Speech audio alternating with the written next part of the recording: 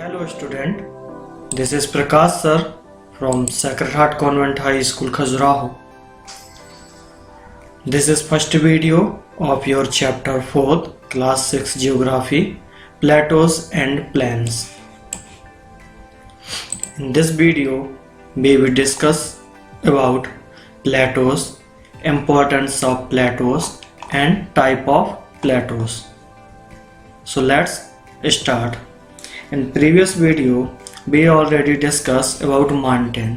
So formation of mountain and formation of plateaus, that mean कि जैसे mountain बनते थे सेम वही मेथड से plateaus भी क्रिएट होते हैं, बस डिफरेंस इसमें इतना रहता है कि जो माउंटेन रहते थे उनका हाइट ऐसे ज़्यादा रहता था, कॉनिकल शेप रहता था, लेकिन जो प्लेटोस रहते हैं वो टेबिकल शेप रहते हैं. आप अपने घर पे टेबल को देखना, जो भी टेबल है सेम उसी शेप में प्लेटोस होते हैं. माउंटेन्स का जो हाइट रहता था वो मतलब 100 ऑफ मीटर से लेके 1000 ऑफ मीटर तक जाता था, बट प्लेटोस का जो शेप है वो कुछ मीटर से लेके 100 ऑफ मीटर तक ही रहता है. Then a plateau is an elevated flat stretch of land which rise abruptly from the surrounding of area. मतलब जो प्लेटोस रहते हैं वो क्या रहते हैं, एलिवेटेड फ्लैट. एलिवेटेड फ्लैट का मतलब कि ये इस टाइप से ये ऐसे फ्लैट रहते हैं, ठीक है, जो किसी एरिया के, दैट मीन ये कोई पर्टिकुलर एरिया है, ठीक है, तो इस एरिया में किस सराउंडिंग, मतलब ये यहाँ से फ्लैट है ना, तो ये ऐसे फ्लैट फैले हुए हैं. It has an undulating surface with steep slope. ये क्या रहती है कि एक सरफेस रहती है steep slope के साथ. It's known as a tableland as it has a flat top standing above the surrounding region. जो कि सरफेस किसके नाम से जानी जाती है, एक टेबल लैंड फ्लैट सरफेस के नाम से. टेबल लैंड फ्लैट सरफेस का मतलब जैसे आप अपने टेबल को देखते हैं, आप यहाँ इसको देखिए डायग्राम को, तो इस टाइप से आपको ये सरफेस देखने को मिलेगी. Then the height of plateaus varies from few hundred meter to several thousand of meter. जो इसकी हाइट रहती है वो वेरीज करती है, मतलब डिफरेंट होती रहती है टाइम टू टाइम या प्लेस टू प्लेस, जो कि कुछ 100 मीटर से लेके कुछ 1000 मीटर तक रहेगी. But in case of mountain plateaus हमेशा छोटा ही होता है माउंटेन से. देन सेकंड पॉइंट आता है इम्पोर्टेंस ऑफ प्लेटोस. तो प्लेटोस के इम्पोर्टेंस क्या है, तो देखिए इम्पोर्टेंस ऑफ प्लेटोस क्या है कि पहले तो हमें पता होना चाहिए कि प्लेटोस का फॉर्मेशन कैसे होता है. मैंने आपको माउंटेन के फॉर्मेशन में बताया था कि जो अर्थ है उस पे जो सरफेस है वो सारी क्या है, एज अ प्लेट्स के फॉर्म में पड़ी हुई हैं. जैसे ये प्लेट या तो कंप्रेस होती हैं या टेंस होती हैं. कंप्रेस मीन्स या पास पास आती हैं, टेंस मीन्स ये दूर दूर जाती हैं. तो क्या होता है, एक लैंड फॉर्म होता है. दैट मीन कि अगर ये पास पास आएंगी तो ओवरलैप करेंगी तो एक ऐसा एरिया फॉर्म होगा, तो उन्हीं एरिया से क्या होगा कि ये प्लेटोस क्रिएट होंगे. अब ये प्लेटोस जब क्रिएट होंगे तो नीचे के जो लैंड सरफेस है वो ऊपर आएगा. अब आपको पता है कि अर्थ की जो लैंड है वो काफ़ी सारे मिनरल से मिलके बनी होती है, तो ये जब लैंड फॉर्म ऊपर आएंगे तो जो प्लेटोस क्रिएट होंगे तो ऑब्वियसली है कि उसमें भी वो सारे मिनरल्स होंगे या नहीं होंगे, बिल्कुल होंगे. तो इम्पोर्टेंस ऑफ प्लेटोस ये है कि जो प्लेटोस की जो लेयर रहती है, जो सतह होती है, उससे हमें मिनरल्स मिलते हैं. सेकंड ये रहता है कि प्लेटोस से होके जो भी रिवर जाती हैं, है ना, रिवर फ्लो होती हैं, तो उससे वाटरफॉल क्रिएट होते हैं, तो वो as a tourist destination create करती हैं. थर्ड पॉइंट उससे एडवांटेज ये है कि जो रिवर का वाटर रहता है वो उसमें काफ़ी सारे मिनरल्स होने की वजह से एज अ अगर हम एग्रीकल्चर फॉर्म में देखें तो वो काफ़ी अच्छे मतलब उपजाऊ होते हैं. उस वाटर से जो उस एरिया, अब क्या है कि वाटर फ्लो होगा, रिवर फ्लो होगा तो अपने साथ सेंडिमेंट तो फ्लो करेगी, तो सेंडिमेंट फ्लो करती है तो उसके साथ क्या रहती है कि उपजाऊ मिट्टी भी साथ में फ्लो होती है, तो जो फार्मिंग है वो अच्छी होती है, क्रॉप अच्छी होती है. तो ये इससे कुछ एडवांटेज है. तो चलिए देखते हैं. Plateaus are important to us in a many different ways. They are a store house of mineral. That mean mineral के क्या है, स्टोर हाउस है.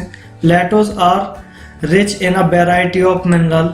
अब इसमें कितनी बहुत सारी वैरायटी के मिनरल मिलते हैं। कौन से? Gold, iron ore, coal, copper, bauxite and manganese. तो ये जो मिनरल्स हैं ये मिलते हैं। अब इसमें मेटल्स भी हैं जैसे गोल्ड, आयरन ओर, अब आयरन के ओर दैट मीन के आयस, देन कोल, कॉपर, बॉक्साइट, मैग्नीज। तो ये सारी जो मिनरल्स हैं प्लेटोस से मिलते हैं। Then the river that flow through the plateaus form waterfall, जो कि मैंने बताया था कि जो रिवर प्लेटोस से फ्लो होती है वो वाटरफॉल को बनाती हैं। As they drop abruptly from great height and steep slope, और क्या होता है कि ये बड़े हाइट से मतलब ऊंचाई से गिरते हैं और क्या क्रिएट करते हैं? वाटरफॉल को क्रिएट करते हैं। जो कि किसके लिए है? एक तो मैंने बताया कि वाटरफॉल क्रिएट होते हैं तो एज ए टूरिस्ट डेस्टिनेशन बहुत अच्छा रहता है। सेकंड क्या रहता है? जो मूविंग वाटर रहता है उससे हम हाइड्रो इलेक्ट्रिसिटी जनरेट कर सकते हैं। तो उस वाटरफॉल से क्या करते हैं? गवर्नमेंट हाइड्रो इलेक्ट्रिसिटी जनरेट करते हैं जो कि 100 मेगावाट तक कैपेसिटी की रहती हैं। अब यहाँ पे कुछ एग्जाम्पल दिए गए हैं। The Jog fall of India, India का Jog fall. The Victoria fall of Africa, Africa में विक्टोरिया फॉल।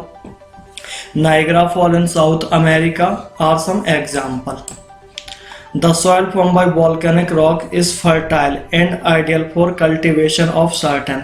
अब देखिए जो वॉल्केनिक रॉक से मिलके प्लेटोस क्रिएट हुए होंगे उसकी जो सरफेस है तो वो क्या है? बहुत ही फर्टाइल सरफेस है। तो वो किसके लिए? कल्टीवेशन ऑफ क्रॉप के कल्टीवेशन के लिए यूजफुल है। अब कौन सी क्रॉप की कल्टीवेशन के लिए? जैसे कि कॉटन हुआ, शुगर कैन जिसको हम गन्ना बोलते हैं, एंड व्हीट जो कि गेहूं कहलाता है। Many tourist destination of the world are located on the plateaus. तो प्लेटोस पे ही वर्ल्ड की जो मोस्ट टूरिस्ट डेस्टिनेशन है वो प्लेटोस पे ही लोकेटेड है। Most of plateaus in world are arid, they support favor human settlement than the plains। अब देखिए प्लेन्स की कंपैरिजन में हम ह्यूमन सेटलमेंट की बात करें तो प्लेटोस पे कम होता है क्योंकि वो थोड़ी ऊंचाई पे रहते हैं। Plateaus also support grazing and forestry. अब प्लेटोस पे क्या रहते हैं? जंगल भी होते हैं। Some of the world important cities are located on the plateaus such as Mexican plateaus. मतलब कुछ सिटी हैं जैसे कि मैक्सिकन सिटी, तो वो भी प्लेटोस पे बनी हुई है। अब यहाँ पे एक इम्पॉर्टेंट फैक्ट है कि जो वर्ल्ड का सबसे बड़ा प्लेटोस है वो कौन सा है? तो जो वर्ल्ड का सबसे बड़ा प्लेटोस है वो तिब्बतियन प्लेटोस कहलाता है, जिसको हम संसार की छत के नाम से भी जानते हैं। Then came to third point in which have described types of plateaus। मतलब प्लेटोस के कितने टाइप हैं, कौन कौन से वो टाइप हैं जिससे प्लेटोस क्रिएट होते हैं। तो यहाँ पे टेक्टोनिक प्लेट की थ्योरी के अकॉर्डिंग प्लेटोस के टाइप को डिफाइन किया गया है, जो कि फर्स्ट है tectonic plateaus, residual plateaus, volcanic plateaus और पैडमॉन्ट प्लेटोस एंड डिसेक्टेड प्लेटोस। तो यहाँ पे कुछ प्लेटोस का टाइप बताया गया है तो हम इस टाइप को देखते हैं। फर्स्ट है टेक्टोनिक प्लेटोस।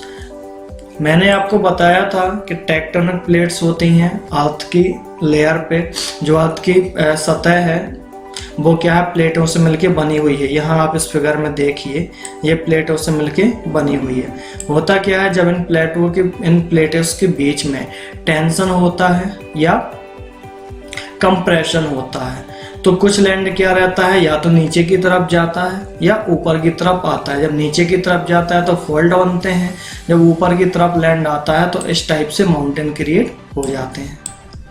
तो यहाँ पे जो बताया गया है टेक्टोनिक प्लेटोस, तो हम 1000 ऑफ ईयर पीछे जाते हैं तो हमें ये पता है कि जो हमारी अर्थ सरफेस थी उसकी जो जितनी भी सरफेस थी वो एक साथ जुड़ी हुई थी, जिसको पेंजिया कॉन्टिनेंट कहते थे। पहले 7 कॉन्टिनेंट नहीं थे, पहले अर्थ की सारी सरफेस एक साथ जुड़ी थी जिसको पेंजिया कॉन्टिनेंट कहा गया।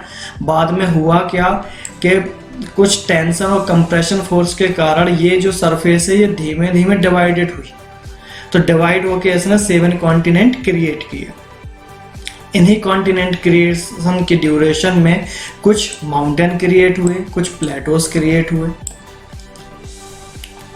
ठीक है, तो चलिए इसमें चलते हैं। Tectonic plates are continental block form when the super continent Pangaea, Pangaea जो कि मैंने आपको बताया है, जो कि सारी अर्थ सरफेस से जोड़ के मिलके बना था, उसको सुपर कॉन्टिनेंट भी कहते हैं। Disintegrated into separate masses of land, जो कि क्या हुआ, डिसइंटीग्रेट हुआ मतलब छोटे छोटे टुकड़ों में बटा, किसके, लैंड के। These plateaus are quite high and include the continental and intermountain plateaus। अब ये क्या हुए, इन्हीं से मिलके कुछ जो हाई एलिवेशन पे हुआ तो वो क्या हुआ कि माउंटेन क्रिएट हुए, लेकिन जो थोड़े से लो एलिवेशन पे हुए तो उन्होंने क्या किया, प्लेटोस का फॉर्म को अपनाया। A continental plateaus rise abruptly from the lowland or its surrounding by sea। अब जो कॉन्टिनेंटल प्लेटोस रहते हैं वो क्या रहते हैं कि जो थोड़े लोलैंड एरिया में मिलते हैं और सी के सराउंडिंग मिलते हैं। They are normally formed as a huge tableland due to the slow continental uplift। Slow continental uplift के कारण ही ये क्या हुए हैं, एक इनको हम मान सकते हैं कि ये एक बड़ी टेबल लैंड के थ्रू हमें दिखाई पड़ते हैं। आप यहाँ इस फिगर में देख सकते हो ये। देन यहाँ पे कुछ एग्जाम्पल दिए हैं प्लेटोस के, जैसे Colorado plateaus, plateaus of south Africa, Deccan plateaus of India. When a plateaus is located in mountainous region enclosed by the mountain due to the tectonic uplift, it is called an intermountainic plateaus. मतलब जो plateaus माउंटेनिक reason में मिलते हैं, जब mountain के uplift होने पे तो कुछ लो हाइट पे स्लोप बनते हैं, तो वो हमारे इंटर माउंटेन प्लेटोस कहलाते हैं। The Bolivian plateaus locate between the Andes is an example. अब यहाँ पे बोलिविया प्लेटोस की बात की गई है, जो कि एंडीज माउंटेन रेंज में स्टेबल है या लोकेटेड है। देन आता है वोल्केनिक प्लेटोस। अब वोल्केनिक प्लेटोस क्या होते हैं, जो कि वोल्केनो से फॉर्म हुए हैं।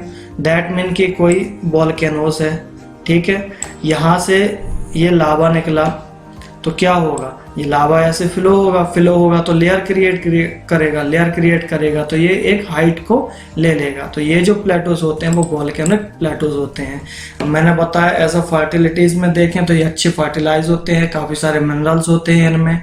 ये जो यहाँ की मिट्टी रहती है वो काफ़ी उपजाऊ रहती है एज एग्रीकल्चर पर्पज से, तो ये वोल्केनिक प्लेटोस कहलाते हैं। Then as the name suggests, volcanic plateaus are formed by the cooling and solidification of lava। मतलब लावा के ठंडे होने के बाद जो सॉलिड लेयर क्रिएट कर देता है उससे वोल्केनिक प्लेटोस क्रिएट होते हैं।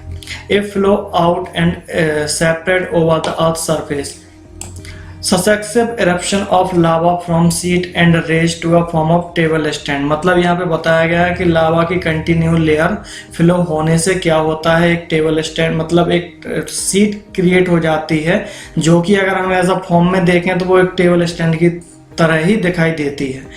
तो ऐसे ये वोल्केनिक प्लेटोस क्रिएट होते हैं।